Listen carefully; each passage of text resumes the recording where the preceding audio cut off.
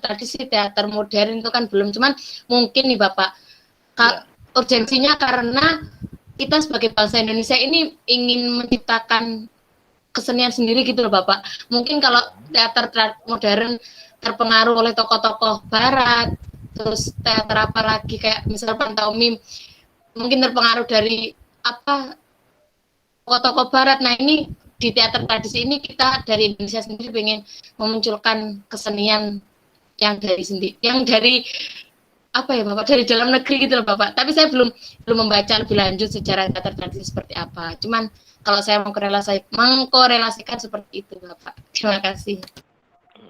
Oke. Mungkin masih ada lagi, satu lagi. Oke. Kalau tidak ada, pertama, mengapa teater itu ada? Nah, ini kita harus melihat kok ada teater sih. Tadi kalau S2, ini bukan salah ya, kita mendiskusikan ya. Kalau S2 bilang ya boleh ada, boleh tidak. Nah, teater itu pada awalnya itu ditujukan untuk survival of fittest. Ya, jadi dengan teater itu orang akan mempertahankan hidupnya. Nah, ini ya, ini dicatat ya. Apa sih tujuan teater? Adalah untuk mempertahankan hidup. Nah, pertanyaannya, mosok sih orang mangan atau gak makan terus ada teater kita bisa bertahan hidup? Nah, pertanyaannya gitu. Bertahan hidup itu urusannya dengan perut. Nah, kan gitu. Nah, teater itu juga urusannya dengan perut, ya. Jadi pada masa lalu, ya, berabad-abad sebelum Masehi, sebelum Nabi Isa lahir, sebelum Nabi Muhammad lahir, ya, teater itu menunjukkan kepada orang lain bagaimana cara berburu. Ya, misalnya kita nih lapar nih, pengen dapat kambing, dapat sapi, dapat rusa. Nah, lewat teaterlah itu diajarkan, ya. Lewat teaterlah itu dilakukan atau disebarkan pengetahuan-pengetahuannya. Nah, itu. Jadi teater itu berawal dari bagaimana orang berburu, bagaimana orang bercocok tanam, bagaimana orang berhubungan satu sama lain atau bersosialisasi. Nah, itu teater. Ya, jadi dari awal teater itu memang bertujuan untuk membuat orang bisa bertahan hidup. Bertahan hidup itu bukan berarti dia itu langsung dapat makanan, tapi lewat teater orang diajarkan bagaimana mendapatkan makanan. Nah, ketika agama-agama besar, agama-agama mainstream kita mulai muncul, maka teater itu untuk dakwah. Nah, sampai tahun 1000 Masehi, nah itu teater itu berisi ajaran-ajaran. Ajaran-ajaran berdasarkan Alkitab, berdasarkan agama-agama yang ada. Jadi untuk orang bertahan hidup agar tidak terjadi kekacauan-kekacauan, maka lahirlah teater. Bahkan sebelum 1000 Masehi itu, kalau teaternya tidak berdasarkan ajaran agama, itu dilarang. Nah, ya, tidak boleh dipentaskan. Nah, itu di era-era sampai 1000 Masehi. Jadi teater itu untuk mempertahankan hidup. Nah, apa hubungannya dengan teater tradisional? Teater tradisional itu media ritual. Nah, ya, media ritual. Apa artinya media ritual? Sebagian masyarakat kita percaya bahwa kalau mereka tidak menanggap, tidak mempetaskan teater tradisional itu, mereka merasa satu, desa-desa mereka akan mengalami bencana. Makanya ada bersih desa. Nah, kita lihat kalau teater tradisional itu ditampilkan di acara-acara bersih desa. Nah, atau kepercayaan-kepercayaan itu kalau nggak ada teater tradisional, kita nanti desa kita bisa bisa mengalami bencana apa saja, entah itu puting beliung, entah itu banjir. Nah, kemudian ada kepercayaan juga bagi masyarakat bahwa dengan teater tradisional itu kesehatan masyarakat terjaga. Nah, ini soal kepercayaan ya. Jadi ritual itu membangun kepercayaan-kepercayaan dari masyarakat terhadap teater, termasuk teater tradisional. Bahkan teater tradisional kita itu juga digunakan untuk ulang tahun. Ya, dulu tahun-tahun 60, 70, 80 itu ludruk itu bukan hanya bersih desa, tapi juga untuk ulang tahun. Karena apa? Karena ludruk itu menghibur masyarakatnya. Nah, kemudian ada untuk mantenan, ya. Jadi misalnya ada resepsi pernikahan, maka teater tradisional itu sering diundang. Nah, itu juga bagian dari kepercayaan bahwa dengan menampilkan teater tradisional atau dengan membunyikan gamelan atau menabuh gamelan itu akan membuat orang yang menikah itu akan langgeng. Orang yang menikah itu akan tercipta hubungan yang baik untuk selamanya gitu. Jadi itu kepercayaan.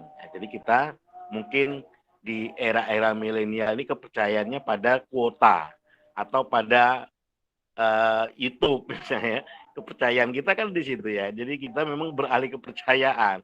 Jadi untuk nonton tradisional nggak perlu ke tanah lapang, nggak perlu kemana-mana, cukup dengan YouTube. Jadi kita Tuhan kita sekarang jadinya HP ya. HP itu sekarang sudah jadi Tuhan baru kita.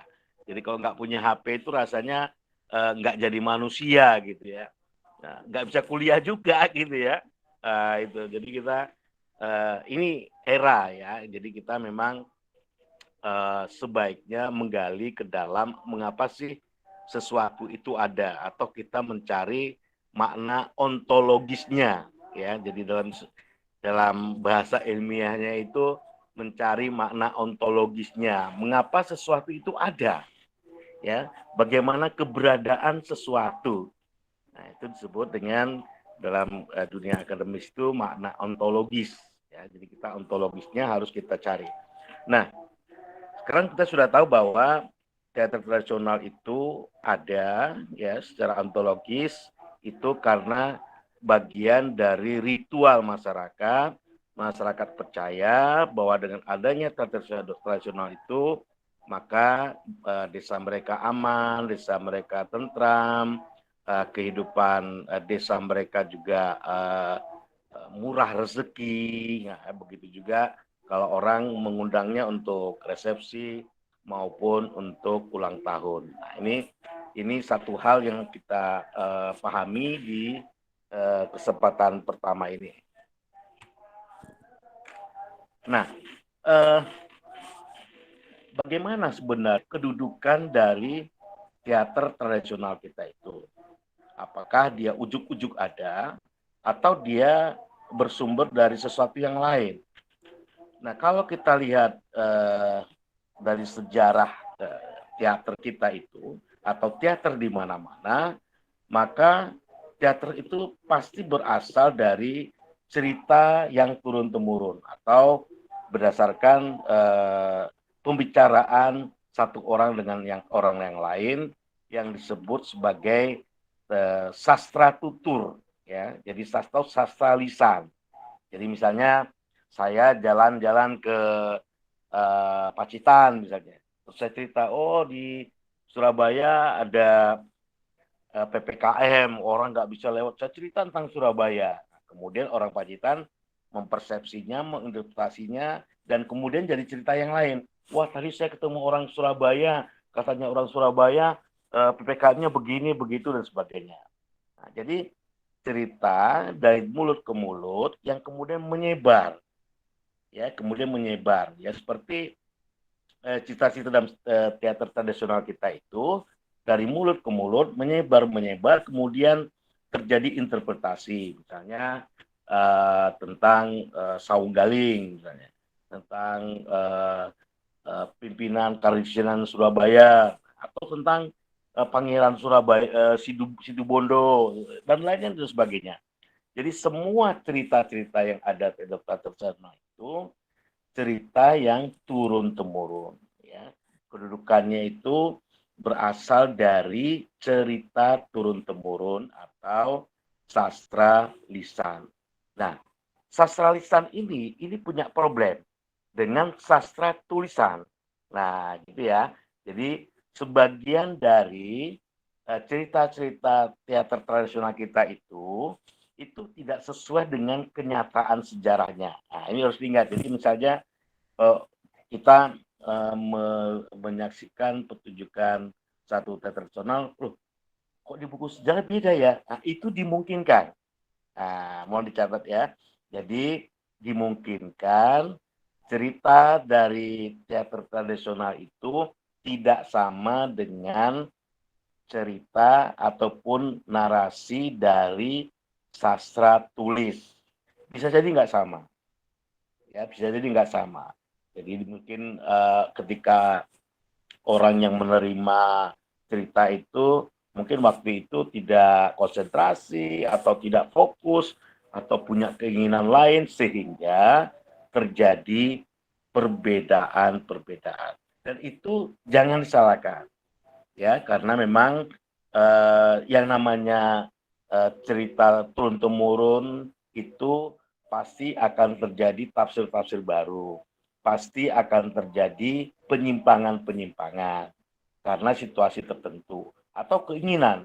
Jadi misalnya ya cerita cerita teater tradisional itu menunjukkan bahwa Belanda itu pasti menang. Jadi orang-orang apa namanya orang-orang rakyat itu ditembak mati. Nah, tapi sekarang atas perintah gubernur itu nggak mau. Jadi kalau bertarung dengan Belanda kita harus menang gitu. Nah gitu. Nah, ayo gimana kita mau menolaknya? Nah, karena apa? Karena untuk menciptakan kebanggaan bahwa kita sebagai orang yang dijajah itu harus kuat. Nah, kayak gitu. Jadi cerita rakyat itu dimungkinkan mengalami penyimpangan-penyimpangan berbeda dengan sastra tulis. Nah, ini harus kita ingat. Jadi memang sumbernya bisa legenda, bisa cerita tentang babat alasnya seseorang yang membangun sebuah desa, bisa macam-macam ya. Itu dalam konteks teater nasional kita harus melihatnya sebagai sesuatu yang sah, sebagai sesuatu yang dibenarkan karena mereka memang mengambilnya tidak dari sastra tulis. Jadi orang-orang dulu tidak terlalu tidak terlalu peduli dengan sastra tulis. Nah, mereka lebih peduli dengan cerita dari mulut ke mulut. Nah, itu. Nah, kemudian dari sisi pertunjukan, uh, mengapa ada tari, ada dagelan, mengapa ada nyanyian, mengapa ada dialog. Nah, ini teater tradisional kita itu memang pada awalnya itu sudah tumbuh berbagai kesenian. Jadi teater tradisional kita itu tidak berdiri sendiri. Jadi dahulu itu sudah ada tarian, sudah ada nyanyian, tembang-tembang gitu ya. Kemudian sudah ada cerita dari sastra tutur atau sastra lisan. Nah, kemudian ditampilkan tentu dengan cara yang gembira gitu. Jadi jarang teater tradisional kita itu menampilkan cerita-cerita yang sedih, pasti yang senang-senang gitu. Pasti happy ending gitu ya, atau akhir ceritanya itu menggembirakan. Walaupun ada sebagian-sebagian cerita kita itu yang tragis ya. Misalnya dalam ketoprak ya. Karena apa? Karena kalau ketoprak itu cerita-ceritanya bersumber dari unsur-unsur narasi-narasi yang berasal dari keraton ya. Jadi sehingga di situ memang rakyat kecil itu selalu kalah, selalu jadi bulan-bulanan para pejabat istana. Itu berbeda dengan ludruk. Nah, ludruk itu sumber ceritanya, narasinya itu dari cerita rakyat. Tidak ada ludruk yang menampilkan cerita keraton. Jadi mereka lebih tampil dari cerita rakyat, kemudian cerita sehari-hari. Ya, ludruk itu lebih dominan tentang cerita sehari-hari. Nah, kalau kita lihat di Banyuwangi itu, selain Janger itu ada namanya Prabu Roro, ya, atau ada satu pertunjukan yang setahun mungkin hanya satu kali ya. Saya pernah menyaksikannya di daerah mungkin daerah Genteng ya. Itu pertunjukan yang menceritakan tentang atau berasal dari sastra lisan yang namanya Amir Hamzah ya, cerita tentang Amir Hamzah. Nah, itu juga mengandung unsur-unsur keseharian, unsur-unsur katakanlah dakwah-dakwah yang berkaitan dengan kebaikan-kebaikan di dalam kehidupan manusia. Jadi memang unsur-unsur itu sangat dibutuhkan oleh masyarakatnya. Maka unsur-unsur tarian dan nyanyian itu memang kemudian menjadi satu kesatuan. Jadi ludruk itu tidak berdiri sendiri, tapi dia kemudian disubsidi atau mendapat modal dari adanya kesenian lain, yaitu adanya tarian dan nyanyian atau musik tembang-tembang yang sudah ada sebelumnya.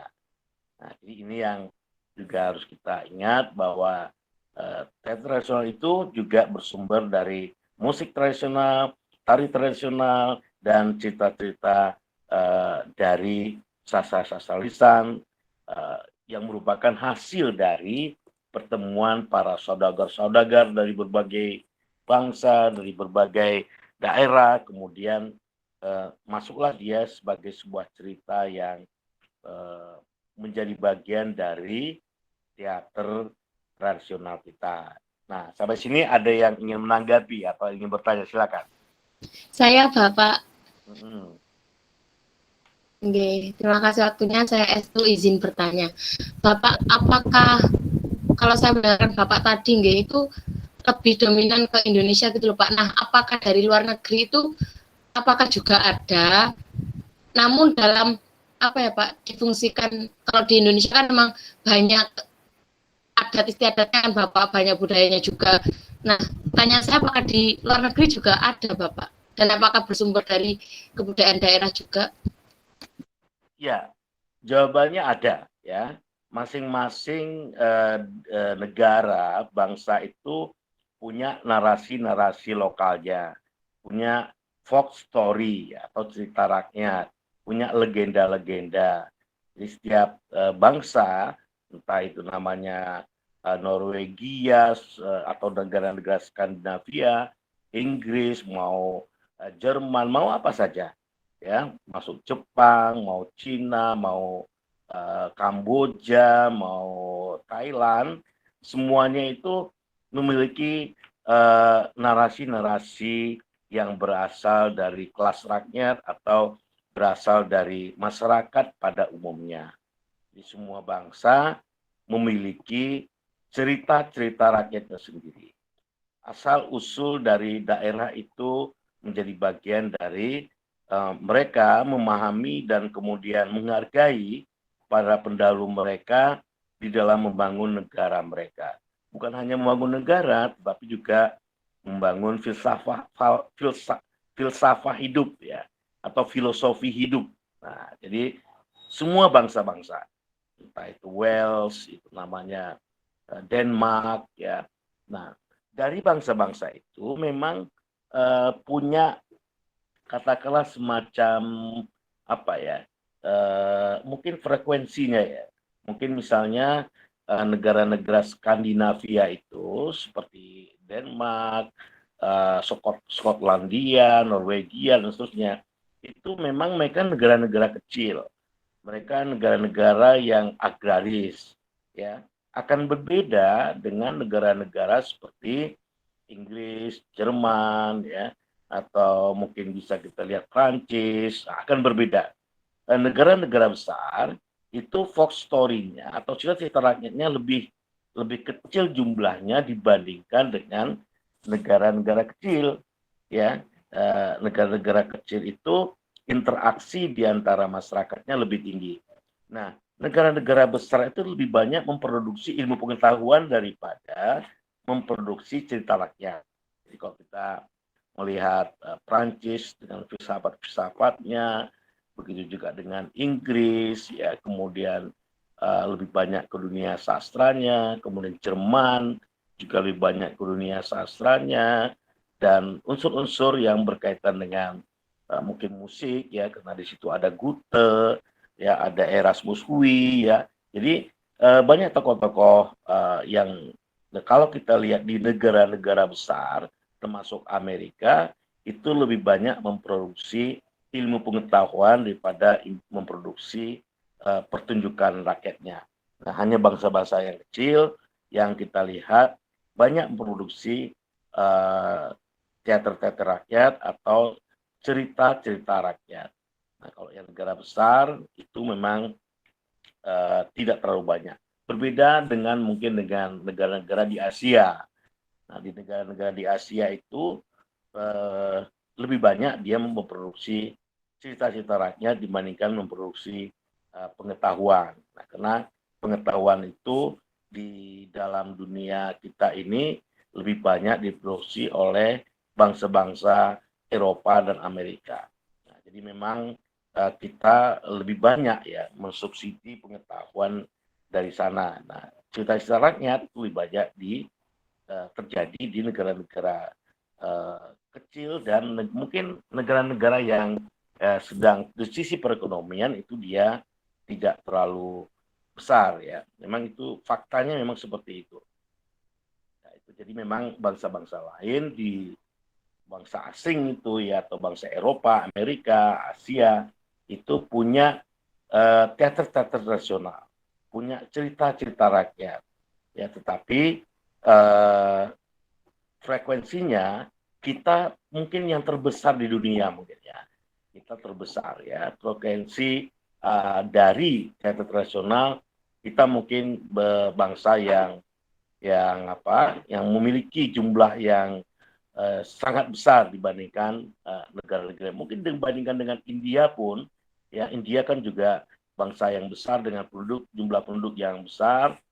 Kemudian juga Cina misalnya dengan opera Pekingnya itu juga penduduknya juga besar.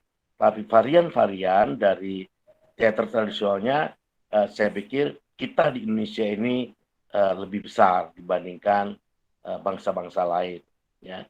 Dan varian-varian kita juga dibentuk oleh kultur-kultur kita yang juga ragamnya juga sangat besar. Ya, kita ini bangsa yang benar-benar heterogen ya dari sisi produk-produk seni pertunjukan, teater tradisional maupun tari tradisional maupun musik tradisionalnya, kita memiliki kekayaan yang lebih dibandingkan bangsa-bangsa lain.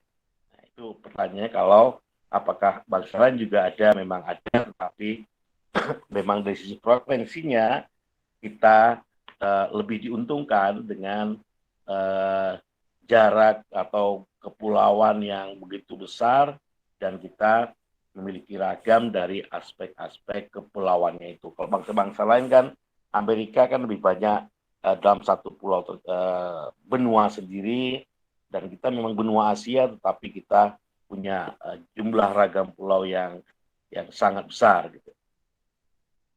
Oke, ada lagi? Saya mau bertanya, Bapak. Siapa? Si Alivia ya? Iya. Saya Alivia Kenya, NIM 018. Tadi Pak Uter menjelaskan bahwa teater tradisional itu kan mengenal dan mengangkat kisah-kisah masa lalu, memberikan media pengajaran untuk manusia bahwa zaman dulu itu seperti ini gitu. Nah, pertanyaan saya, apakah boleh teater tradisional itu berisi pure imajinasi seorang seniman. Jadi ceritanya itu tidak bersumber pada legenda zaman dulu. Jadi sebatas imajinasi seorang pengkaryanya itu, Pak. Apakah boleh? Ya, oke ya. Eh, Semua karya itu setelah terjadinya pertemuan antar manusia, kemudian pertemuan antara manusia itu melahirkan satu narasi atau cerita. Nah, disitulah sebenarnya imajinasinya muncul. Nah, jadi mereka mengimajinasikan misalnya seorang anak dari Pangeran Surabaya atau Karesiden Surabaya itu adu ayam misalnya. Itu imajinasi. Jadi belum tentu bahwa eh, cerita itu benar seperti itu. Bahwa Saunggaling itu seorang laki-laki perkasa yang eh, awalnya sebagai orang yang suka sabung ayam. Kemudian dia ayamnya itu direbut oleh anaknya eh, dari bapaknya yang dia merupakan anak sendirinya. Kemudian eh, itu imajinasi. Jadi cerita atau narasi-narasi di dalam teater tradisional kita itu sebagian besar juga adalah imajinasi-imajinasi. Nah, pertanyaannya apakah imajinasi masa kini itu boleh ada di dalam teater tradisional? Boleh saja, ya, terutama di Ludruk itu boleh menampilkan cerita-cerita yang sehari-hari di masa kini, itu boleh. Ya, jadi eh, sekarang ini banyak terjadi inovasi-inovasi, banyak terjadi upaya-upaya untuk mendekatkan penonton kepada masyarakat masa kini, sehingga cerita-cerita yang didasarkan pada imajinasi masyarakatnya sekarang itu dibenarkan, boleh-boleh saja, ya. Lalu apa ukurannya atau standarnya? Standarnya dia pasti tidak melenceng dari kulturnya gitu. Misalnya ketoprak ya. Kalau orang-orang ketoprak ingin buat cerita baru, maka ada unsur kultural dari Mataraman sebagai produk budayanya dengan narasi itu, baik dari sisi jangkauan ceritanya, baik dari sisi pola pengadeganannya, pola pertunjukannya, tokoh-tokohnya itu tetap bertumpu dari kultur itu sendiri. Jadi kultur itu sangat kuat ikatannya dengan imajinasi yang diciptakan atau yang dilahirkan atau yang dibentuk oleh para pelaku teater tradisional kita. Nah, baru-baru ini saya ikut diskusi tentang sebuah teater di Aceh ya. Nah, antara satu daerah dengan daerah lainnya itu berbeda, tapi namanya sama. Nah, gitu. Namanya sama, tapi ceritanya bisa berbeda antara daerah misalnya daerah Takengon dengan daerah Pidi, misalnya di Aceh itu ya. Di Kabupaten Pidi dengan Kabupaten Takengon di Aceh itu satu satu satu satu satu nama teater tradisional tapi berbeda narasinya gitu. Nah, gitu. Nah, begitu juga di Palembang, Dulmuluk. Nah, Dulmuluk itu kalau kita lihat di daerah Belitung atau di daerah lain di apa di Sumatera Selatan itu juga berbeda-beda. Ada yang memulai dengan pantun, ada yang memulai dengan tarian dan sebagainya dan sebagainya. Nah, bahkan persepsi tentang Dulmuluknya masing-masing daerah juga berbeda. Nah, di Jawa Timur antara ludruk yang ada di Pulau Jawa dengan Pulau Madura itu juga beda. Nah, di Madura itu khususnya di desa di Kecamatan Tanjung ya, daerah Sumeneb, itu ada yang namanya ludruk Madura, tapi tipologinya ketoprak. Nah, gitu. Nah, itu kan imajinasi dari seniman di Tanjung. Nah, walaupun sama-sama uh, jenis ketoprak, tetapi ada dua kelompok yang berbeda. Ada rukun famili namanya, dan ada rukun karya. Nah, rukun karya dan rukun famili juga punya tipologi yang berbeda. Nah, gitu. Padahal dia satu kecamatan. Nah, itu artinya apa? Artinya ada kebebasan berimajinasi baik terhadap masa lalunya maupun terhadap masa kini di dalam dunia teater tradisional itu. Nah, gitu ya, Olivia ya. Apa maksudnya ya? Baik, paham, Pak. Nah, nah, jadi ada semacam itu keunikannya ya.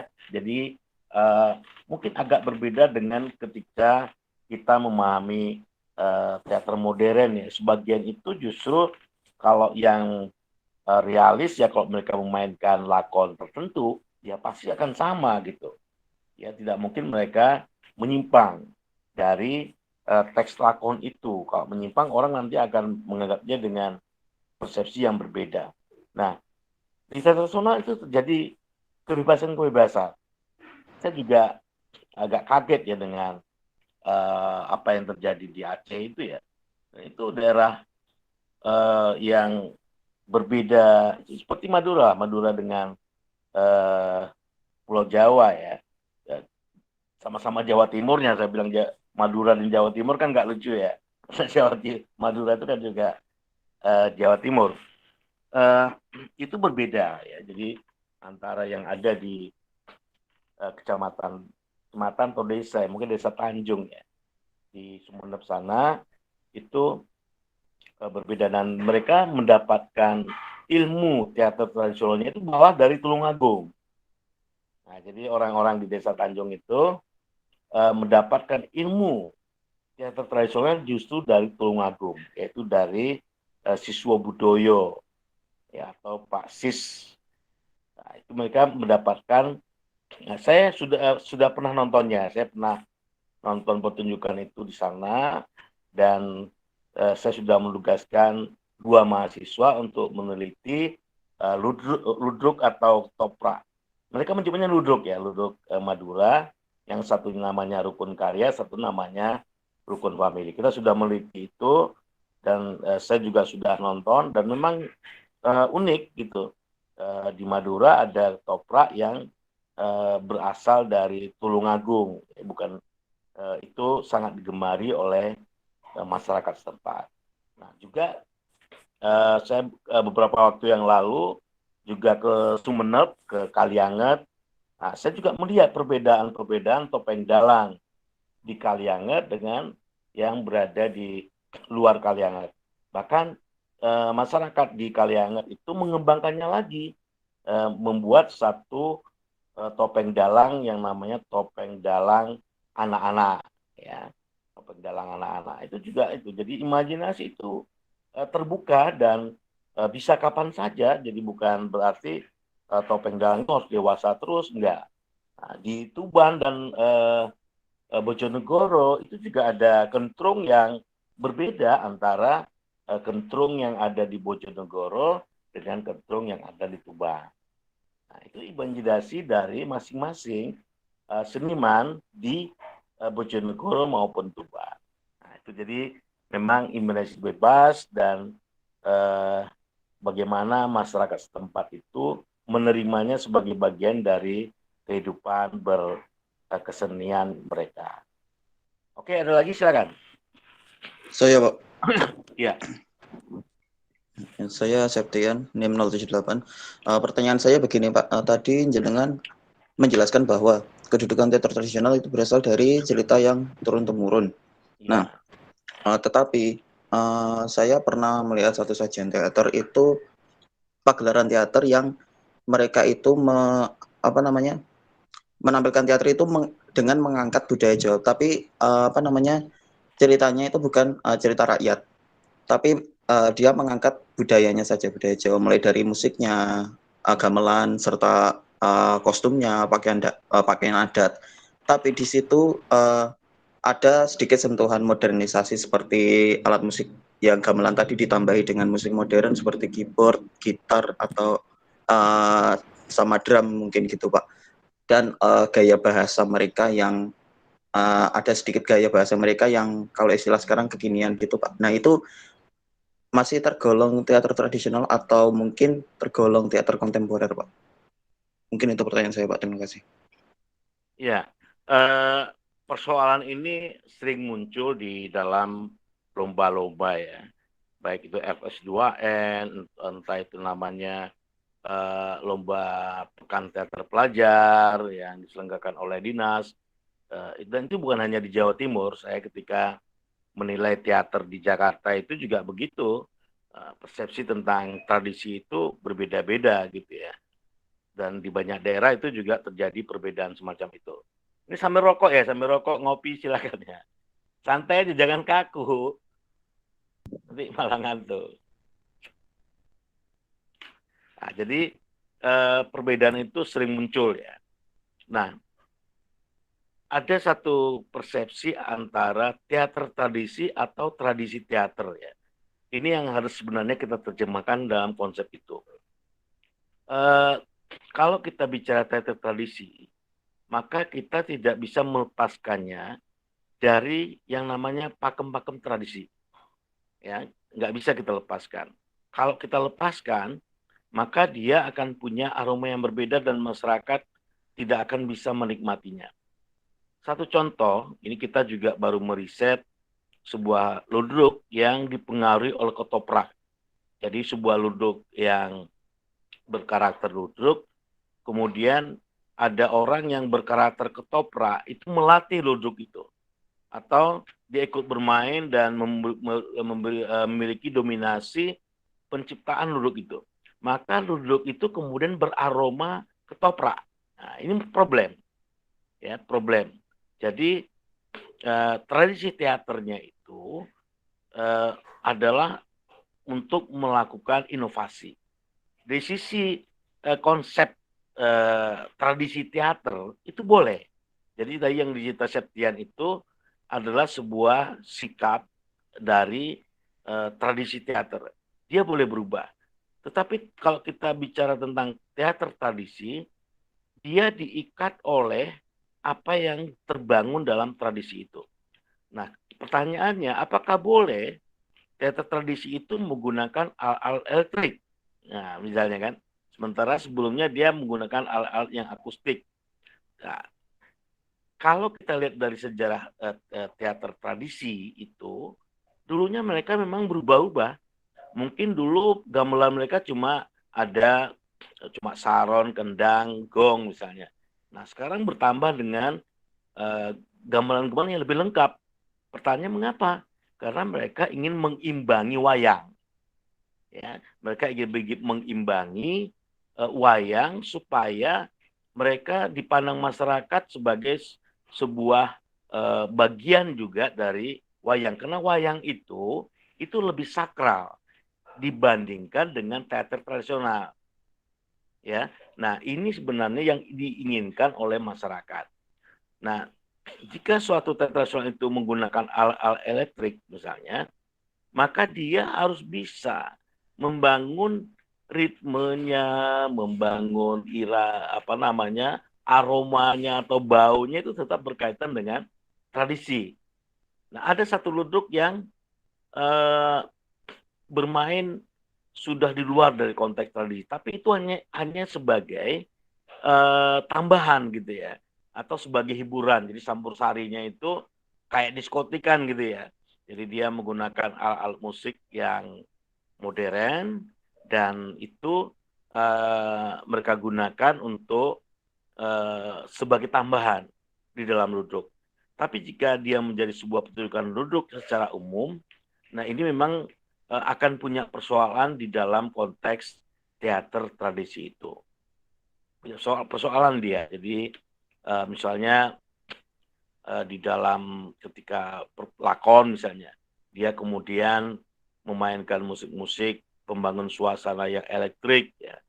Nah, itu akan ada problem ya, di mana aromanya pasti akan berbeda dan kemudian remonya misalnya mereka menggunakan alat-alat musik modern yang mungkin sudah keluar dari karakter ludruk itu sendiri. Nah, ini yang menurut saya harus ada kehati-hatian. Jadi kita standar kita atau ukuran kita atau variabel kita adalah dia tetap membangun spirit ludruknya gitu. Jangan sampai alat musik tradisional itu menjauhkan spirit ludruknya itu, ritme ludruknya itu, atau irama bermain ludruknya itu, atau suasana dari ludruknya itu mengalami perubahan yang sangat besar. Nah, ini Septiannya. Jadi konteksnya adalah bagaimana supaya alat-alat itu tidak membuat jarak yang terlalu lebar terhadap ludruk itu sendiri. Saya pernah nonton ludruk dari Suriname ya. Suriname itu remonya itu nge-rap. Semua tahu rap ya, musik rap ya. Yang gini-gini itu ya. Remonya nggak ada. Ya. Ludruk Suriname ini tampil di Taman Budaya Jawa Timur itu tanpa remo. Nah, jadi mereka tampil perdana itu langsung rap. Tapi rapnya ini menurut saya spiritnya spirit remo gitu. Ya gitu. Jadi kita kalau melihatnya ya seperti melihat remo walaupun kita tidak melihatnya dengan gamelan, tidak ada gamelan, dia menggunakan kaset ya atau tape recorder atau musik rekaman, kemudian dari situ dia kemudian menampilkan satu gaya, satu style atau satu pemanggungan yang menyanyikan lagu-lagu rapnya, mungkin rap-rapnya Belanda karena dia jajahan Belanda ya. Rapnya itu rap seperti orang-orang negronya atau orang-orang hitamnya kayak Ruth Gullit lah. Kalau teman-teman sering nonton sepak bola pernah mendengar Ruth Gullit gitu ya. Nah itu tipologinya tipologi seperti itu, orang-orang negro, orang hitam yang memainkan musik-musik rap itu.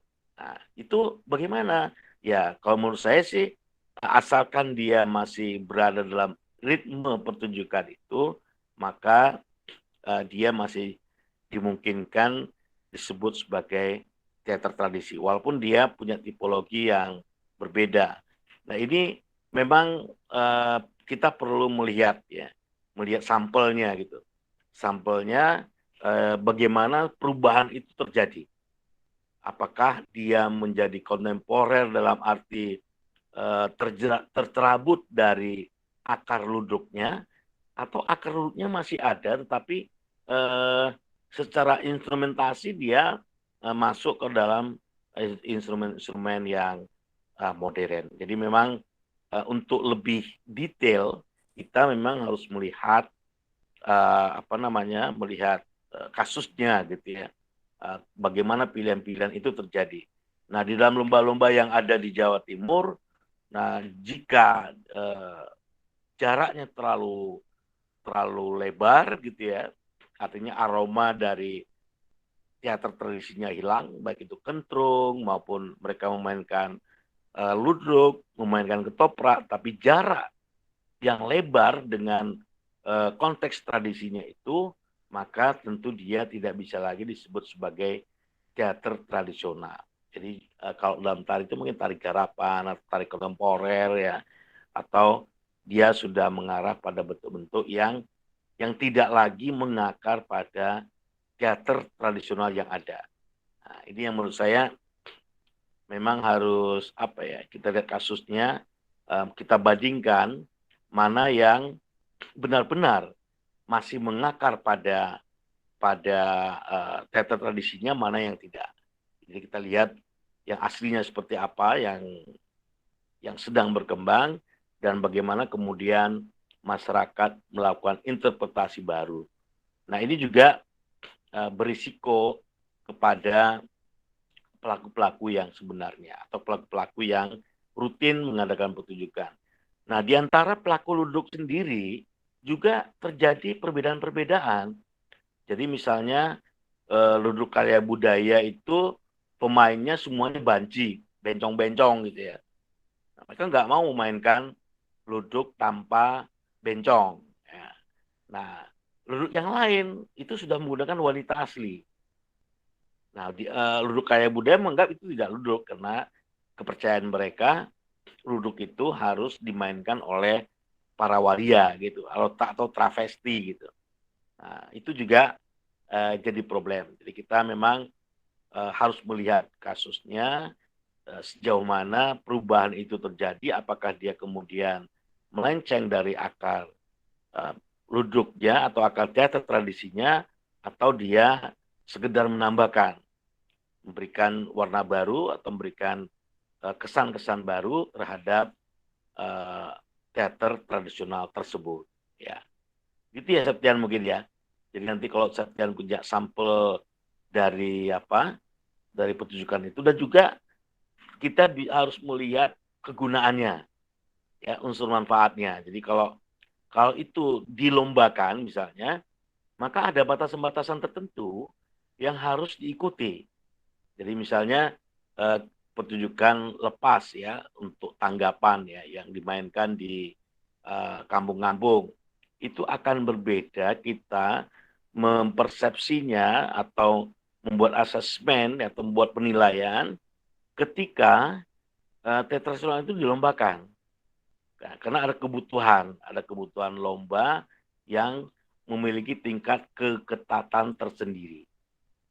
Nah, kalau ditampilkan di depan umum, tentu dia akan lebih cair, akan lebih menyesuaikan kebutuhan masyarakat setempat. Karena mereka ludruk-ludruk yang atau teater tradisi yang sudah komersial. Kalau mereka tidak mengikuti kemauan masyarakat, ya bangkrut gitu, ya. Nah, jadi mereka harus mempertimbangkan itu. Jadi mereka harus mempertimbangkan bagaimana mereka bisa bertahan hidup dan menyesuaikan dengan masyarakat setempat. Nah, kalau lomba, dia menyesuaikan juknis dari lomba yang sedang berlangsung itu. Nah, ini juga harus kita lihat juga unsurnya. Beda lagi misalnya dia untuk ujian misalnya kan, untuk ujian ujian tugas akhir misalnya. Nah, itu akan berbeda juga. Karena apa? Karena di tugas akhir itu ada pertanggungjawaban konseptualnya. Jadi misalnya dia memainkan teater tradisional, menyimpang, tapi dengan konsep tertentu. Nah, itu menjadi dibolehkan gitu. Nah, kita pernah ada satu ujian akhir yang ludruk dalam ludruk gitu. Nah, namanya ludrukan. Jadi bukan ludruk temenan gitu. Nah, gitu. Tapi ada landasan konseptualnya, landasan teoretiknya, landasan metodologisnya yang membuatnya menjadi benar gitu.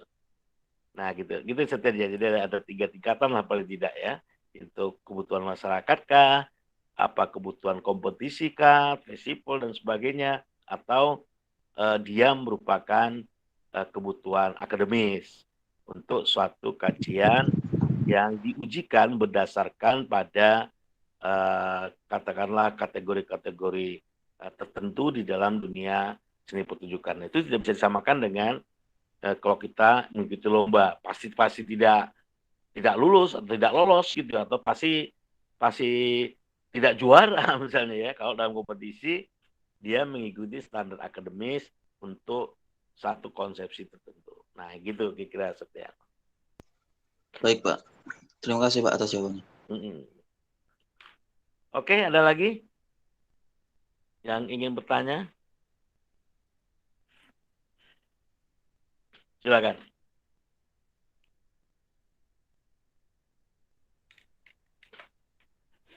Silakan kalau ada yang ingin bertanya atau punya pendapat, boleh ya. Jadi kita bebas ya untuk berpendapat ya. Dan pasti tidak salah. Itu adalah pendapat kita pada saat ini. Mungkin besok akan berbeda lagi. Silakan sambil ngopi ya. Wah, kalau ada pisang goreng ketan ini asik. Iya. Oke, silakan kalau ada yang masih ingin bertanya. Bapak, saya Iya. Tapi saya lebih mau sharing diskusi sama Bapak gitu Pak. Ya. Kalau menurut saya eksistensi teater tradisi untuk saat ini lagi turun gitu loh Pak. Ya mungkin karena yang pertama pasti kan faktor lingkungan juga, faktor mungkin karena sekarang kan revolusi industri 4.0, jadi kesenian-kesenian yang tradisional itu untuk anak-anak milenial mungkin dianggap sudah nggak zaman gitu loh Pak. Buktinya saya kayak di televisi saya kan pakai TV kabel juga, itu kayak ludruk-ludruk gitu pasti kayak di skip gitu loh Pak, sama tetangga-tetangga saya juga lebih milih acara-acara yang isinya anak-anak muda gitu. Nah kalau menurut Bapak, mungkin saya kan juga kurang paham kayak di Surabaya kayak gitu Bapak. Menurut Bapak, apakah di lingkungan Bapak atau di lingkungan lain yang Bapak pahami itu eksistensi teater tradisi apakah juga menurun di Bapak? Terima kasih. Ya, kalau kita lihat teater tradisi kita dari era Jepang sampai sekarang jumlahnya pasti turun ya. Jadi teater tradisi kita di era Jepang sampai tahun 65 itu kalau Surabaya itu punya ratusan ludruk. Jadi bisa 300 ludruk. Nah, bayangin nggak kita? Nggak bayangin kita.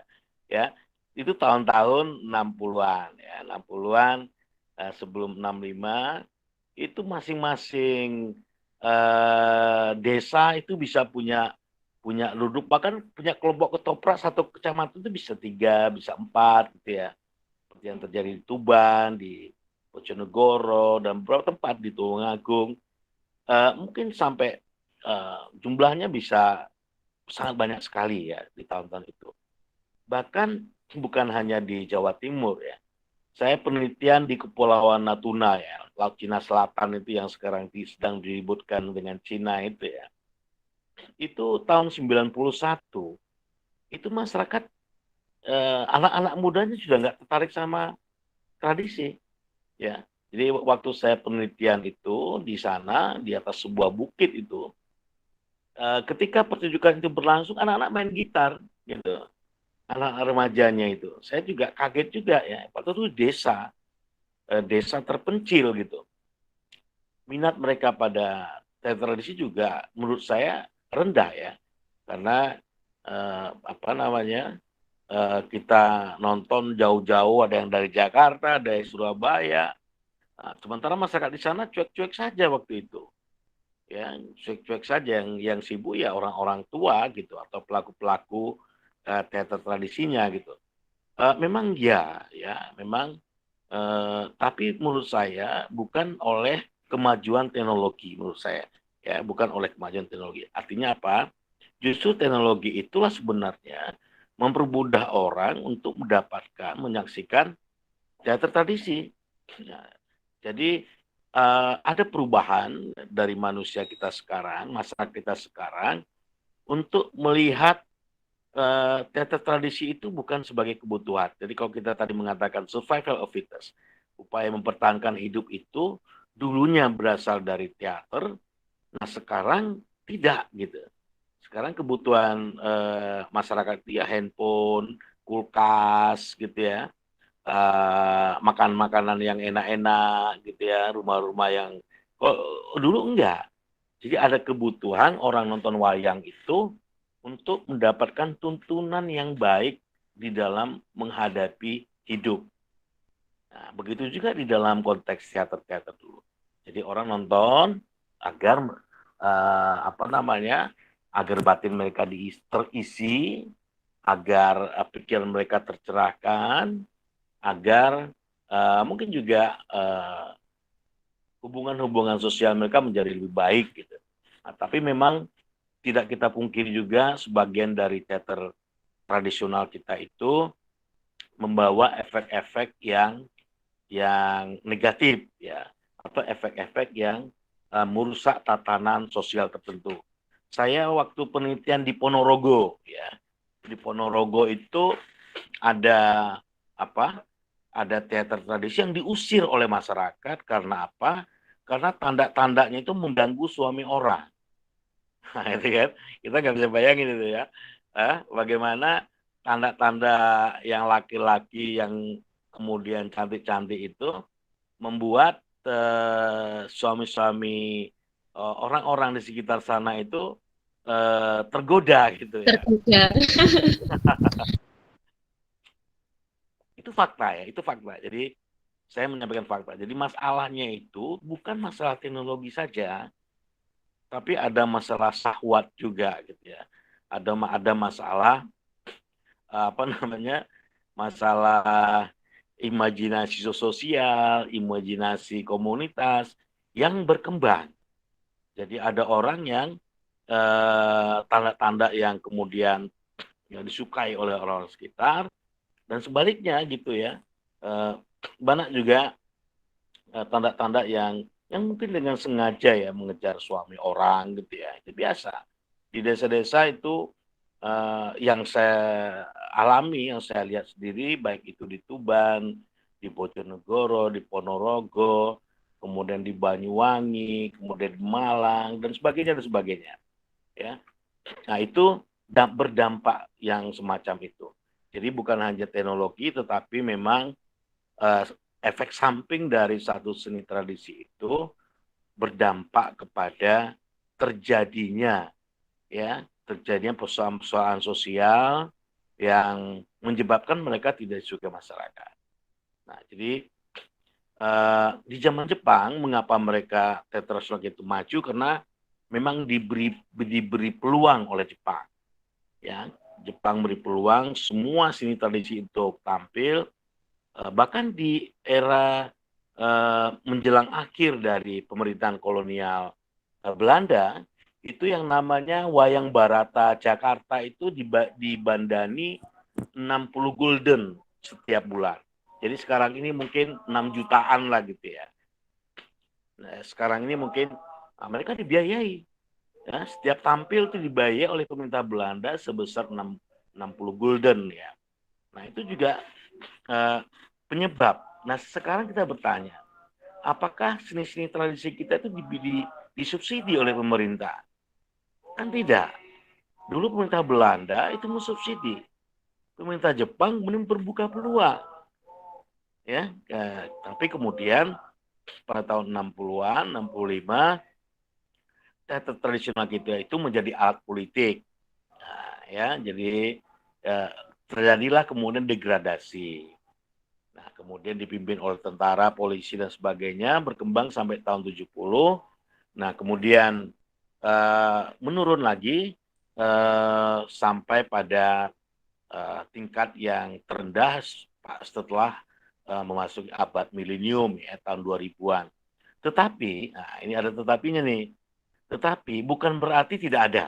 Nah, saya kadang-kadang dalam sehari itu bisa nonton 2-3 ludruk satu malam. Ya, saya pernah nonton di Warugunung, Warugunung pindah ke Lontar, Lontar pindah ke Balung Bendo. Nah, itu satu malam. Nah, bahkan di Warugunung itu ada ludruk yang sampai 2 pementasan. Nah, bayangkan, jadi bukan tidak ada. Jadi kalau dihitung 1 bulan itu ya masih bisa nonton sekitar ya mungkin 40 pertunjukan ludruk ya dalam 1 bulan paling sedikit ya. Nah, sekarang ini saya juga baru mendengar dari ludruk karya baru Mojokerto ya, itu juga punya pertunjukan yang lebih-lebih gitu loh ya, sampai nolak-nolak gitu di era pandemi. Nah, gitu ya. Di era pandemi. Ya, di era pandemi. Nah, jadi tapi memang polanya berbeda. Pola pertunjukan artinya mereka nggak main utuh ya. Mereka main mungkin hanya beberapa jam karena memang menjaga protokol kesehatan, social distancing-nya dijaga, tapi mereka tetap bisa main.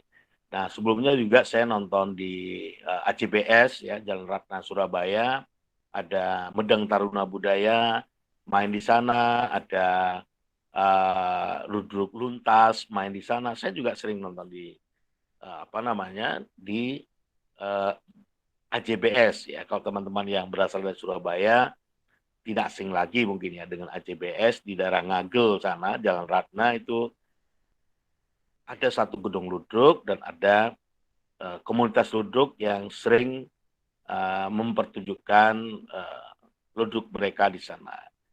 Ya, jadi menurut saya dari segi kuantitas, iya mungkin penurunannya bisa 60% mungkin ya. Tapi bukan berarti teater tradisional kita itu mati. Bukan berarti mati. Ya, mereka masih setia. Pertanyaannya, mengapa orang-orang teater tradisional masih setia? Karena mereka percaya bahwa ini adalah milik leluhur.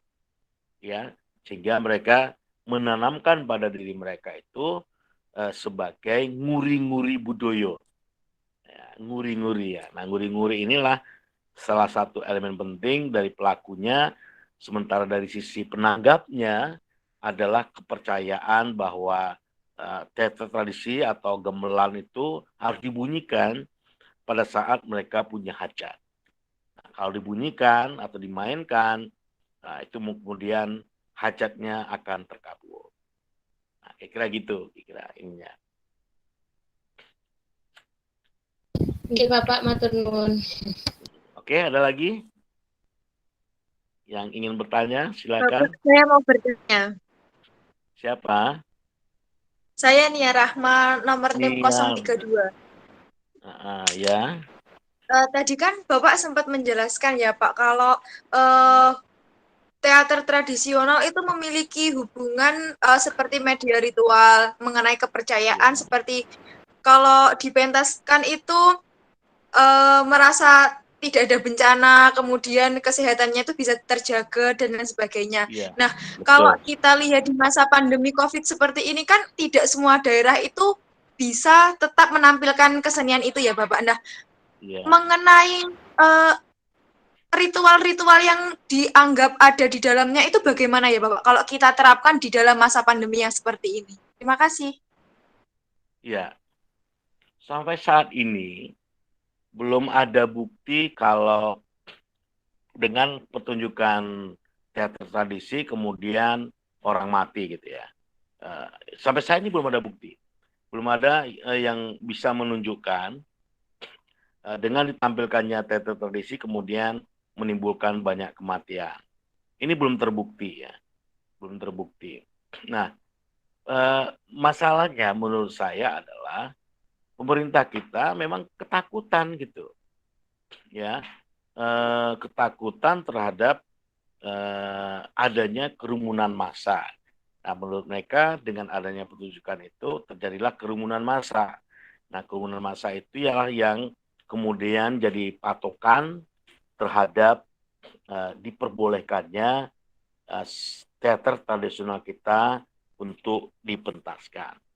Ya, jadi kalau menurut saya, jika pemerintahnya kita ini percaya bahwa teater tradisional itu mampu untuk menjaga, mampu untuk menciptakan suasana yang lebih sehat, yang lebih aman, lebih tentram, maka sebenarnya mereka bukan memberikan vaksin, tetapi memberikan kesempatan pada seni-seni kita yang memiliki nilai-nilai ritual itu untuk tampil gitu. Ya. Kalau memang mindset dari pemerintah itu adalah sama dengan mindset masyarakat. Nah, masalahnya mindset yang ada di pemerintah itu tidak sama dengan masyarakat. Ya, itu juga satu hal yang menurut saya menjadi masalah.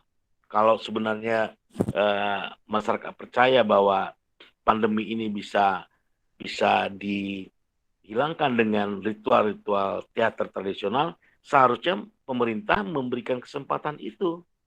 Seharusnya. Kalau mindsetnya sama.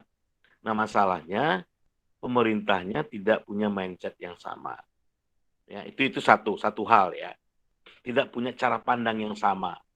Cara pandang masyarakat bahwa seni-seni tradisi itu bisa membantu mereka untuk menjauhkan dari penyakit. Misalnya di Banyuwangi ada tari seblang misalnya.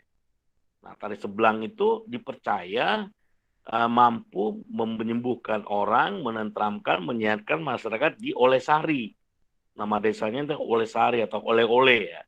Kalau orang Banyuwangi menyebutnya Ole-Ole ya. Nah, saya pernah ke sana tahun-tahun 90-an ya. Saya nonton Seblang itu tahun 90-an itu di Ole-Ole ya, Dato Della Olesari itu. Nah, itu seharusnya masyarakat pemerintah memberi kesempatan pada seni-seni yang ritual itu untuk mengadakan pertunjukan.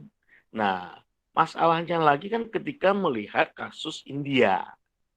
Nah, itu masalahnya. Jadi orang India mandi di Sungai Gangga, pada mati ribuan orang kan gitu.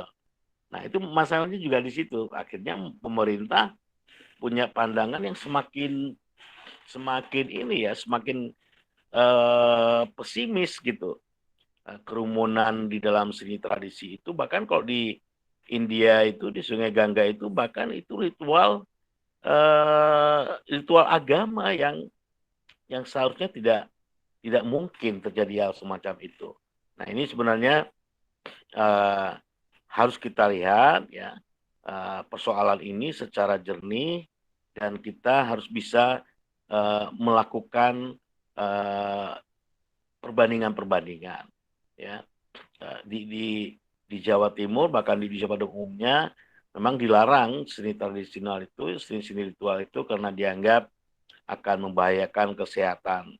Nah, padahal sebagian masyarakat percaya dengan adanya seni-seni yang memiliki nilai-nilai ritual itu, maka masyarakat akan terbebas dari penyakit. Nah, jadi pertama itu adalah jawabannya adalah berkaitan dengan cara pandang ya, cara pandang pemerintah dengan masyarakat yang berbeda.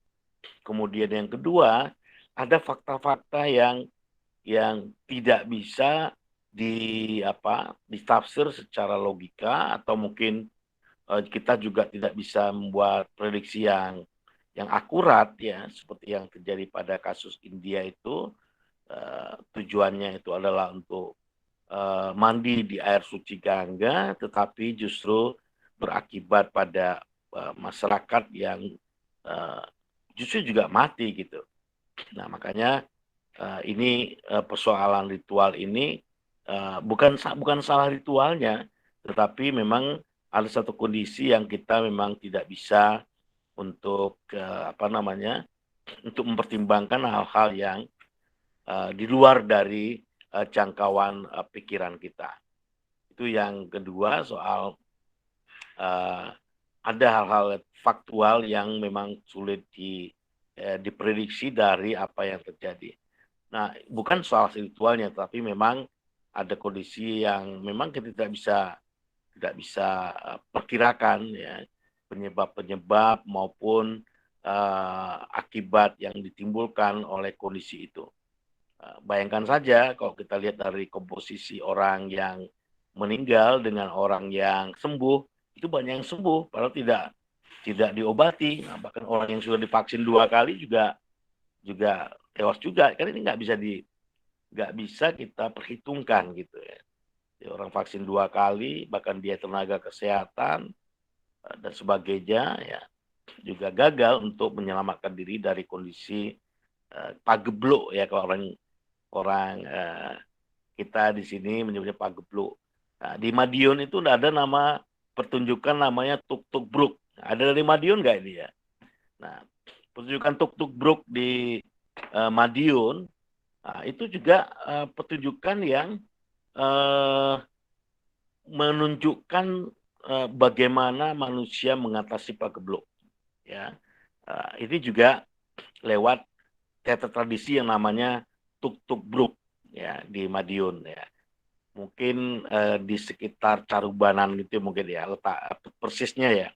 Jadi bukan di kota Madiunnya, tapi mungkin teman-teman yang berasal dari Caruban itu tahu nama pertunjukan tuk-tuk bruk itu teater ritual yang memang ditujukan untuk pembebasan masyarakat terhadap pagebluk ya. atau pandemi. Nah ini juga di Madiun itu justru dipertunjukkan di saat masa pandemi kemarin, ya mungkin hampir setahun yang lalu ya dipertunjukkan tuk-tuk buruk itu, dan ya terbukti tidak ada yang terkena pagebluk ya, para pelaku maupun penontonnya yang ada di Madiun itu, di Kabupaten Madiun itu yang terkena penyakit karena pertunjukan itu. Nah, pertunjukan itu terbukti memang berhasil meminimalisir atau membuat pagebluk di sana bisa dihindari gitu ya. Oke, ada lagi? Terima kasih Bapak. Oke. Silakan kalau masih ada pertanyaan. Waktu kita masih 20 menit. Kita isi juga dengan ini mungkin ya. Atau Pak Jindan, mana Pak Jindan? Silakan Pak Jindan mau. Silakan Pak Jindan. Halo Bapak, Assalamualaikum warahmatullahi wabarakatuh. Oke teman-teman nih Pak Jindan mungkin. Ini. Halo Silakan, semuanya, sehat semua? Salam Pak Jindan. Alhamdulillah sehat Bapak. Alhamdulillah sehat Bapak. Alhamdulillah sehat Bapak. Ya mungkin sebagian sudah pernah bertemu dengan perkuliahan dengan saya, dramaturgi waktu itu dengan Pak Utar juga. Mungkin sebelumnya yang lain ada juga yang belum tahu, mohon izin perkenalan diri. Nama saya Rudolfuddin Jindan, biasanya teman-teman atau para dosen memanggil saya Pak Jindan. Namanya cukup unik, 1001. Ya, sedikit saya boleh menyampaikan ya Bapak, saya sudah membuat. Ya, silakan. Ayo ngobrol-ngobrol dengan teman-teman. Ya. Ini saya sempat menulis PPT, tapi bisa dimunculkan Pak kira-kira PPT saya? Caranya gimana? Bisa, kalau bisa nggak tahu caranya. Bisa nggak? Coba ya. Saya minta sore tadi Pak Ibu. Bisa ya? Kalau bisa silakan.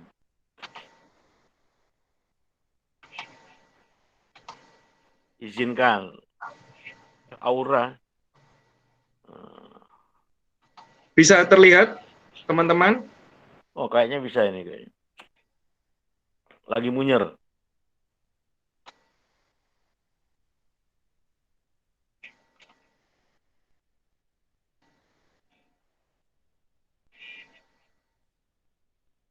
Bisa terlihat PPT-nya? Sudah, Pak. Sudah, Pak. Oh iya. Ya, oke. Terima kasih sudah diberikan kesempatan untuk pertemuan kedua ya. Mungkin ini saya baru join karena saya baru terima jadwal itu pada hari Kamis dan kebetulan sudah terbentuk kelas dijadikan satu pada hari Senin jam 7 malam. Insya Allah saya akan mengikuti, mungkin juga akan menjadi diskusi teman-teman semua karena Pak Jinan sendiri untuk tugas akhir di S1 maupun S2 itu meneliti teater tradisional yang kebetulan penelitiannya adalah Ludruk Bada Unesa, Drama Budaya Surabaya, dan Karya Budaya Mojokerto. Di sini saya sedikit memaparkan ada apa dengan teater tradisional di Indonesia. Kegiatan berteater dalam kehidupan masyarakat dan budaya Indonesia bukan merupakan suatu yang asing, bahkan sudah menjadi bagian yang tidak terpisahkan, tumbuh dan berkembang secara turun-temurun.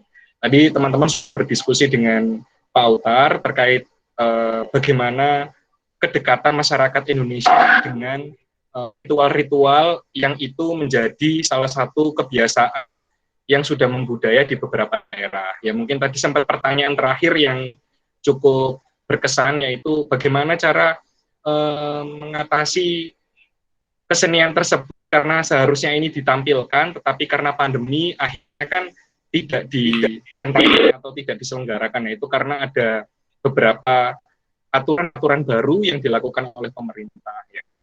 Tetapi pada hakikatnya dari kepercayaan masyarakat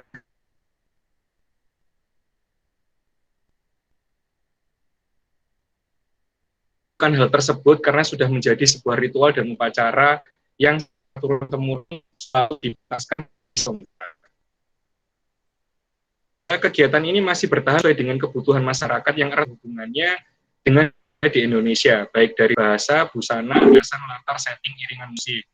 Terutama di beberapa wilayah-wilayah yang sifatnya masih pedesaan, itu kan untuk acara bersih desa, maupun upacara ritual untuk panen tambak, panen padi, kemudian beberapa daerah yang masih percaya dengan klenik itu kan masih sering menggunakan acara-acara yang bersifat ritual, dan dari bahasa, busana, riasan, setting itu juga menyesuaikan daerah tersebut.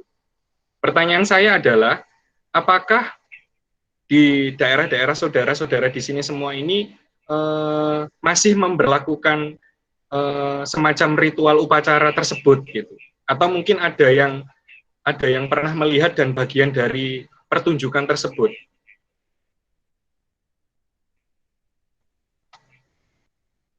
Apakah ada?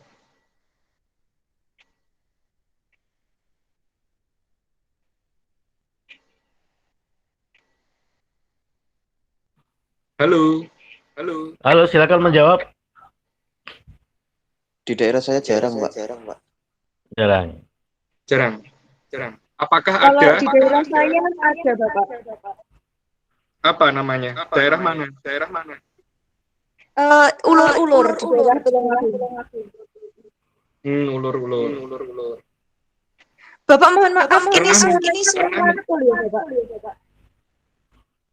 Ya, suaranya kok mantul ya?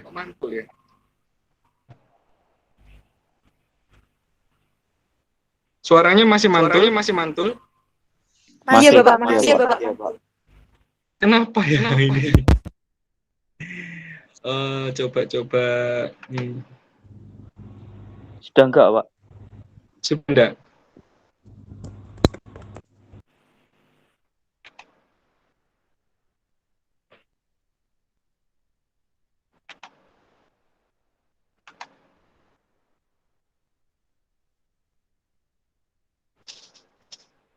Kalau budaya tadi yang disampaikan di Tulungagung itu semacam budaya untuk artinya kegiatan tersebut terselenggara secara rutin ya, setiap tahun ada ya. Iya, Bapak, ada di setiap bulan Suro. Oh, yang pensucian pusaka itu. Kalau ulur-ulur desa itu lebih seperti selamatan jajan pasar, Bapak. Di tempatnya di Telaga. Jadi kayak lodo sego gurih seperti itu. Kalau Wah, yang enak sekali. pusaka itu di daerah Tulungagung itu mungkin Ari Kalintang itu paham, Bapak? Soalnya Ari Kalintang itu kebetulan kan di kota. Ari Kalintang ini nggak bisa masuk soalnya gedungnya. Masuk, Pak, ini, Pak. Oh, sudah masuk. Sudah. Iya, piye, Nduk? Di sana kan di Tulungagung itu kan ada kayak manten kucing, ada tadi penyucian pusaka. Itu apakah masih berlangsung? Masih, Pak. Kalau kayak jamasan kayu upas itu masih. Kemarin itu Oh iya. Mungkin karena lagi PPKM ya, jadi mungkin hanya orang-orang tertentu aja yang diundang. Tapi tetap berlangsung ya? Tetap, Pak. Tetap berlangsung. Iya, ini sedikit cerita di desa saya Ujung Pangkah Gresik, itu di daerah Watu Bodo, itu juga ada semacam ritual sejenis yang biasanya dilakukan di Padepokan Sanggar. Nah, semacam ritual untuk pensucian gaman atau keris atau benda yang dianggap memiliki kekuatan magis, lah itu disucikan seperti itu. Bahkan di sana itu ada telapak kaki yang gedenya itu 3 langkah dari kaki manusia biasa. Itu benar-benar berwujud seperti kaki dan itu disucikan di sana. Nah, ternyata ya kalau masa PPKM ini memang tidak menjadi sebuah tontonan bagi masyarakat ya, karena memang hanya beberapa orang-orang tertentu saja yang tetap melakukan tetapi tidak mengundang massa.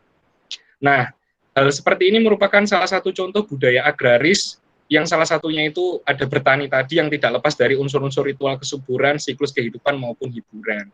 Nah, mungkin untuk di era-era pandemi ini, unsur hiburannya saja yang mungkin tidak terlalu ditonjolkan karena tidak mengundang massa atau penonton.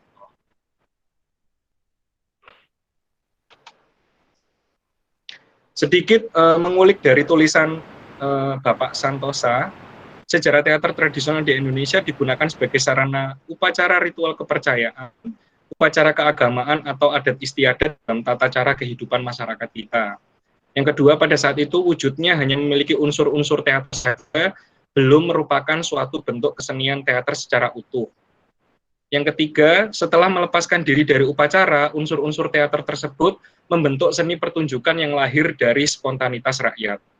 Yang keempat, munculnya teater tradisional tiap daerah sangat bervariasi, bergantung dari kondisi dan sikap budaya masyarakat, sumber dan tata cara di mana teater tradisional itu lahir.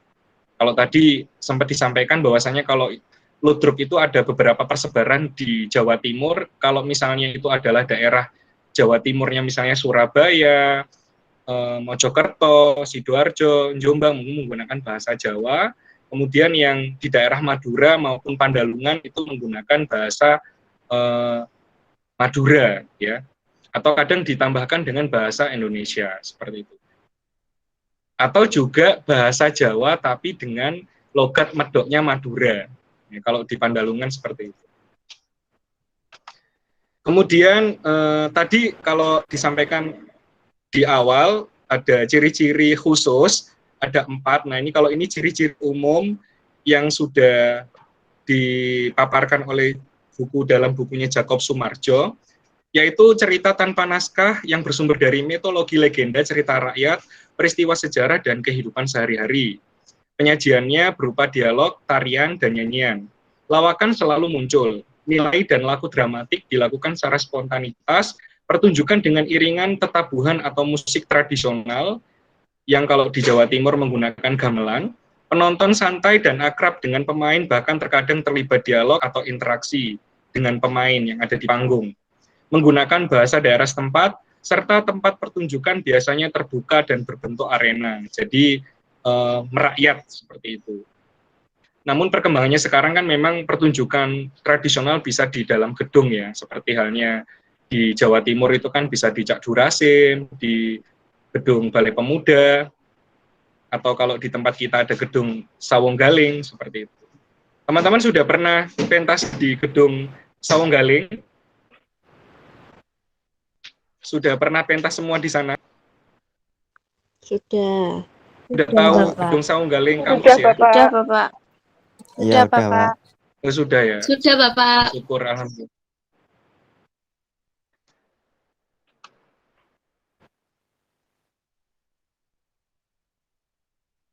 Kemudian sedikit mengulik tulisan dari Kasmin, fungsi teater tradisional, yaitu pemanggil kekuatan gaib, mendatangkan roh leluhur, menjemput roh-roh pelindung, persembahan kepada nenek moyang tentang pahlawanannya, upacara sehubungan dengan peringatan tingkat-tingkat hidup seseorang, misalnya upacara keberhasilan, kemudian lulus kuliah misalnya, atau pengukuhan kepala suku, adat gitu. Bahkan kadang ada yang beli mobil baru atau sepeda baru itu diadakan sebuah syukuran atau upacara kecil gitu untuk supaya tidak kena apes gitu kan. Terus ada juga upacara untuk siklus waktu seperti kelahiran, kemudian kedewasaan atau ulang tahun, terus kemudian kematian dan bersih desa seperti yang diselenggarakan tadi di Tulungagung. Kemudian upacara sebagai hiburan rakyat, hiburan yang dapat memberikan tontonan sekaligus tuntunan. Ketika kamu menonton teater, pengalaman dan pelajaran tentang kehidupan dapat kita serap dan kita aplikasikan dalam kehidupan sehari-hari.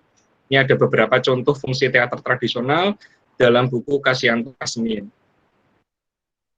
Kemudian masih dalam Kasyanto Kasmin, ini ada 3 teater tradisional dibagi menjadi 3 jenis, yaitu teater rakyat, teater klasik, dan teater transisi.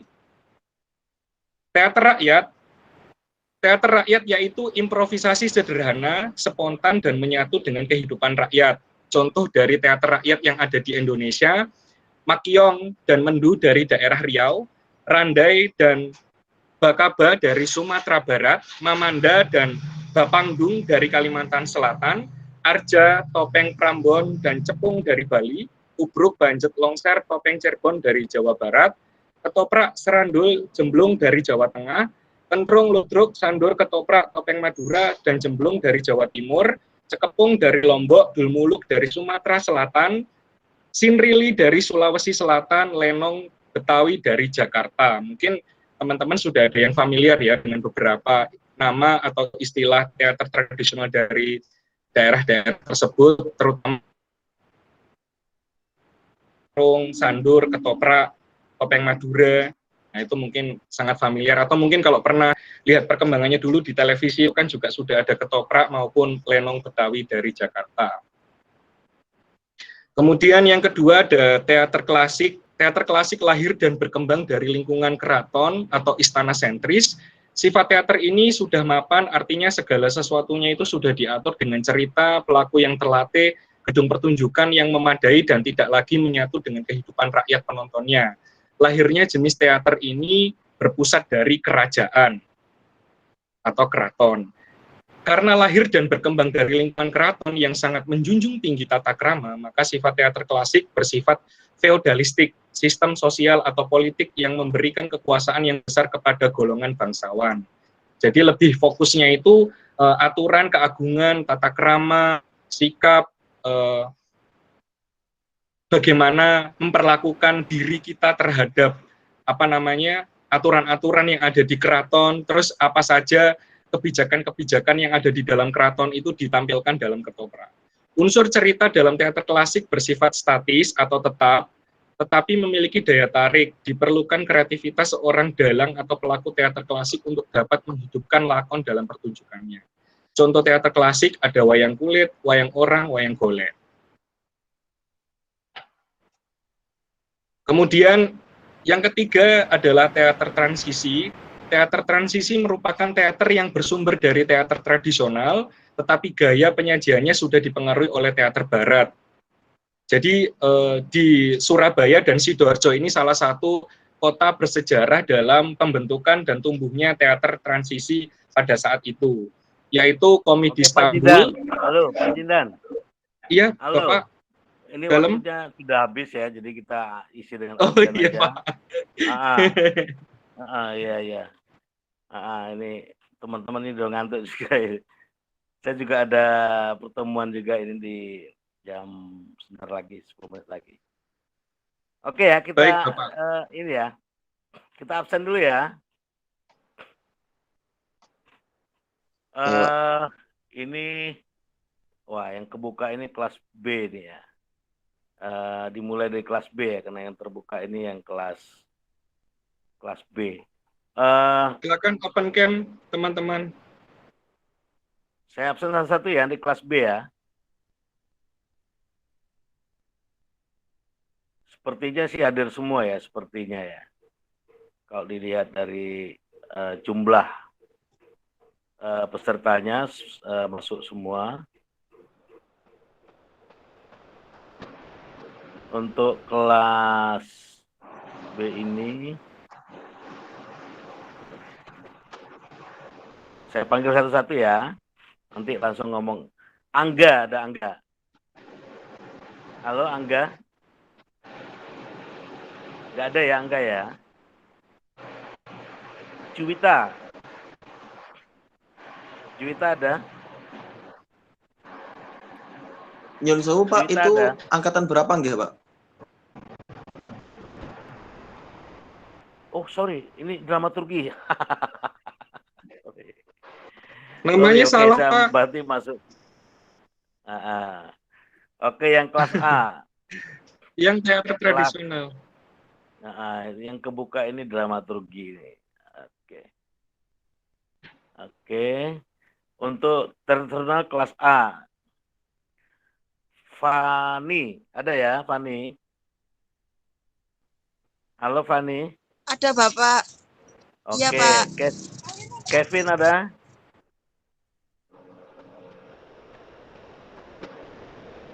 Kevin?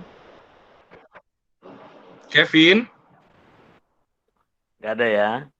Kevin Nggak ada, Pak. Iza nggak ada. Ninengah? Hadir, Bapak. Oke. Meta? Hadir Pak. Lingga? Hadir Pak. Clarista? Hadir Pak. Kalau Alivia tadi ada ya. Claudia. Hadir, hadir. Hadir Claudia ada. Bapak. Amelia. Hadir Bapak. Amelia hadir, Bapak. Hadir, Pak. Priscilla. Hadir, Pak. Parindra. Ada ya Parindra ya. Halo Parindra. Sepertinya tadi ada masuk ya. Cuma apakah sekarang masih ada? Parindra. Mungkin gangguan sinyal, Pak. Iya. Kemudian Arista ada. Hadir Bapak. Nia Rahma tadi ada. Winda. Hadir Bapak. Zakia. Hadir Bapak. Ari Chandra. Ari Chandra. Hadir, Pak. Ada Ari? Saya. Ada ya. Kirana Dela. Hadir Pak. Kirana Dela. Meci. Meci. Medi hadir Pak. Medi hadir Pak. Anggis. Hadir, Bapak. Anggis ada ya, Anggis? Anggis? Iya ada Pak. Anggis 50. Rian Hidayat. Rian, halo Rian. Nur Hidayat ada, Pak. Rian Hidayat. Ada Pak. Rian Hidayat 053. Rian. Ada ya? Rian. Nggak ada ya Rian ya? Rian 053. Rian nggak ada, Pak. Ageng. Nggak ada, Pak. Ageng ada Ageng. Ageng Pak. ada ya? Ageng. Ageng ada. Hadir Pak. Ada. Kalau Rian nggak ada ya? Aulia. Rian nggak ada, Pak. Nanda. Aulia Aulia. ada. Aulia. Aulia juga nggak ada, Pak. Aulia nggak ada. Ulil. Hadir Bapak. Yeni. Hadir. Ada Bapak. Hadir. Tinta. Hadir Bapak Tinta. Rafa. Hadir. Saya Pak Rafa hadir. Ini untuk Wahyu Firda, ini KRS-nya belum di-approve oleh DPA-nya ya, supaya Iya, Pak. segera Iya. ke DPA ya. Iya, Wahyu sudah, Firda Pak. ya. Sudah. Ya. Ya, Tapi karena KRS-nya kemarin belum- masih mengurus itu, Pak. Saya seluruh mata kuliahnya itu di unapprove karena terlanjur itu mengambil mata kuliah di luar jurusan ternyata tidak diperkenankan karena masih melakukan program kampus mengajar. Jadi ini belum bisa diabsen Wahyu ya. Oh, begitu ya, Pak. Tolong sampaikan pada DPA-nya. Koridatu. Hadir, Bapak. Arika Lintang. Hadir Pak. Hiza Alpap. Hadir Pak, hadir. Hadir ya. Oke, ini yang untuk kelas A. Sekarang yang kelas B. Yang kelas B siap-siap untuk di absen. Kelas B. Nur Hidayanto.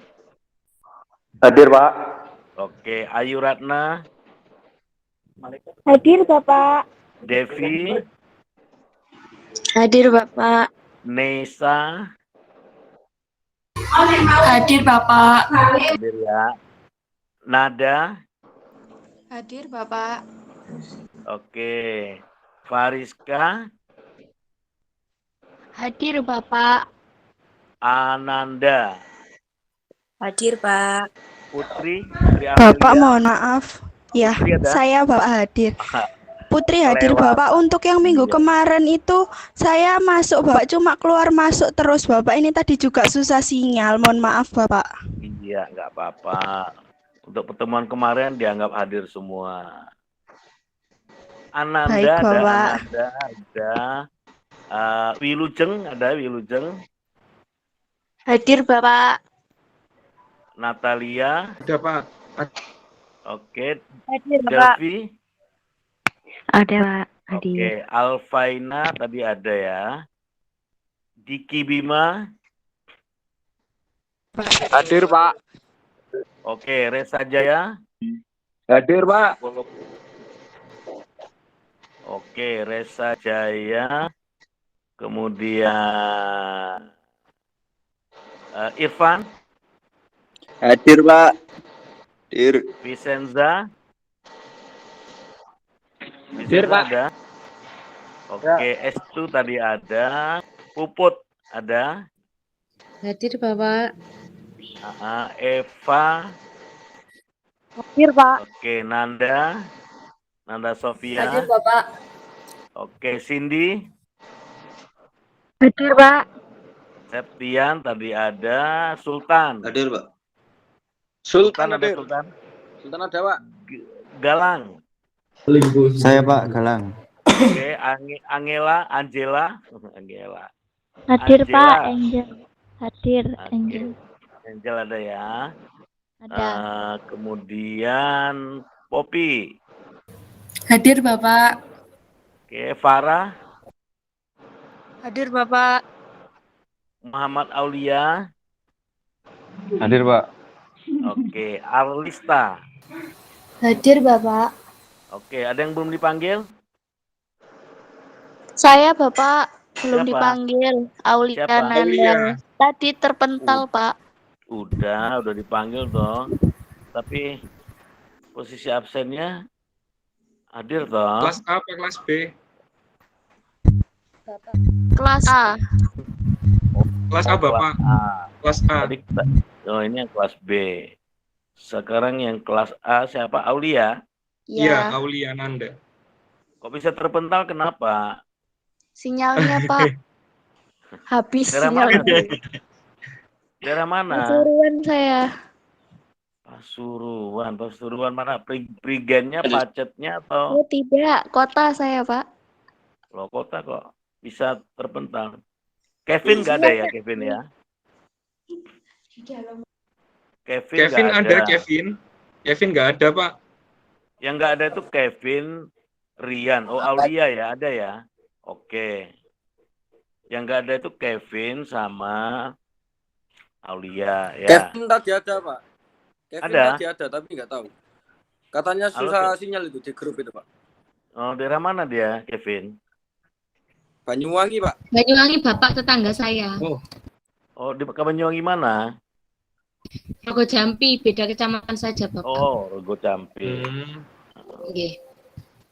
Tadi ada Kevin, terus susah sinyal itu tadi, Pak. Oke. Kevin kita anggap hadir ya. Jadi yang nggak hadir cuma Rian Hidayat yang nggak ada ya. Oke. Oke teman-teman semua ya, terima kasih juga buat Pak Jindan, buat teman-teman semua.